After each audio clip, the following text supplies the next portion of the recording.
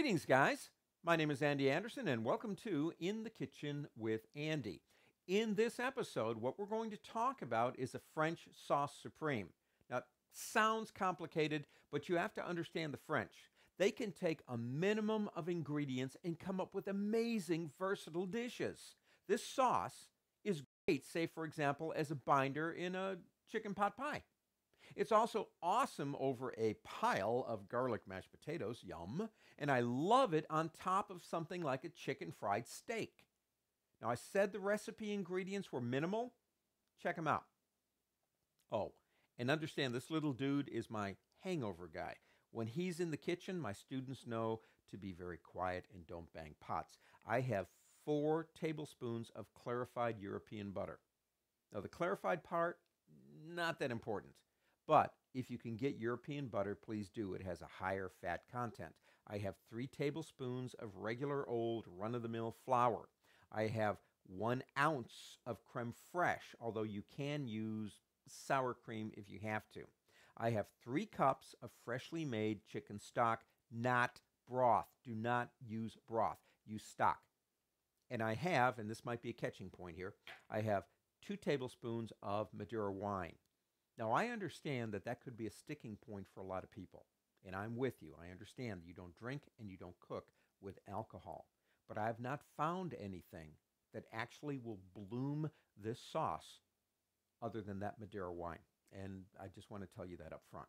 The last 2 ingredients, freshly ground pepper, and I use sea salt. I like sea salt, and that's to taste based on what you want. Those are the ingredients. That's all we need. Now, the first thing we need to do is take 3 of the 4 tablespoons of the butter, combine that with the flour, and make a roux. So let's do that now. Now, let me show you what I have so far. I took the butter and melted it in here. If you're using clarified butter, as soon as it melts, you're okay. If you're using regular butter, wait till the foaming subsides. I added the flour. I whisked it together. As soon as it was incorporated, I added the stock. Understand I added cold stock, not hot. If you add cold stock to a hot roux, you're not going to get any lumps. If it's warm or hot, you're going to get lumps. What we want to do now is whisk it over medium heat for about 15 minutes, and it will begin to thicken. That's what we're looking for. You might want to have a little extra stock on hand just in case it gets too thick. We want this to be silky smooth. So let's wait 15 minutes as we work this sauce out, and keep whisking it as you are going. Okay, now the 15 minutes are up. I don't know if you can see that or not, but it's at a light simmer. A simmer is where you have bubbles breaking the surface, but you don't have a lot of movement in the pan. So we've got a simmer going. We've had that going for 15 minutes. And you can see how the sauce is thickening up. I don't want it much thicker than this. I am not looking for some big, thick gravy here. This is a supreme sauce. Now, the 2 things, actually the 3 things we're going to do next is we're going to add the creme fraiche. Let's go ahead and just put that in here and mix it in.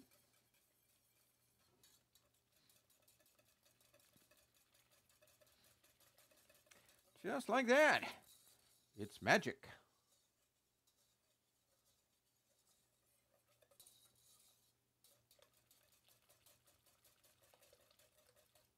And we are going to salt and pepper. Pepper. Waiter, there is too much pepper on my paprikash. That comes from When Harry Met Sally.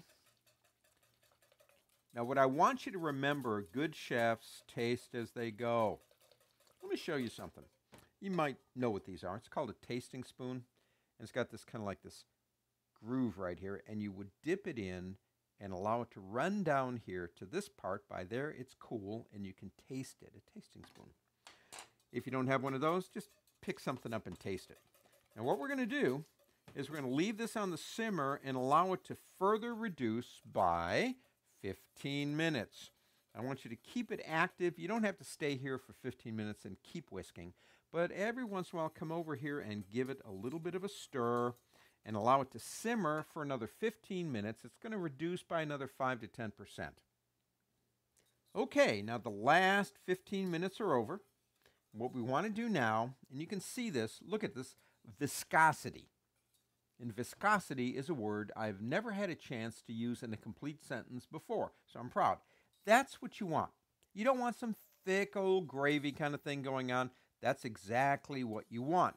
We got a couple of more things to do. Number one, let's take it off the heat. I'm going to turn that off. Add the last tablespoon of butter. Your tongue and the receptors on your tongue, go ahead and whisk that in. Love butter and fats. And they kind of go to the receptors and go, yummy. So we're going to whisk that last tablespoon in. Won't take long because this is hot. And you can see that. Just whisk it right in. Is this a great country or what? I mean, that really does look good. It doesn't look good. It looks yummy. Oh, man, that is excellent. All right, so we got that. Now, the one last thing, and you really need to do this, is I've got 2 tablespoons of Madeira wine. I actually prefer dry sherry, but the traditional is Madeira wine. I'm going to add that and whisk that in off the heat. I know you can't smell that, and I know you can't taste it, but ooh, this is really a yummy thing. Now, let me explain something here. Flours and butters and everything else. When you do something like a roux and then put in the liquid, it's possible it could be more liquid than what you want, or it could be thicker than what you want. Now, the easy thing is, of course, if it's too thick, you can add more chicken stock. So you should have some on hand.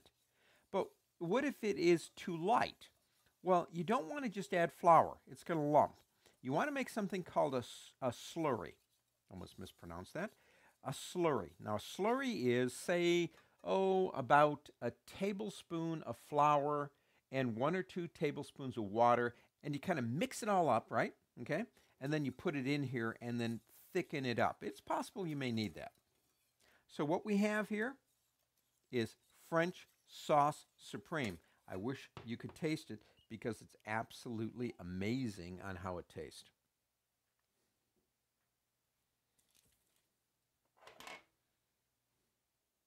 Well, there you go. French sauce supreme. A totally versatile sauce that will allow you to, I don't know, dump it on a bunch of mashed potatoes, put it on a chicken fried steak, put it into a pot pie, or any other way that you might imagine this great sauce can be used.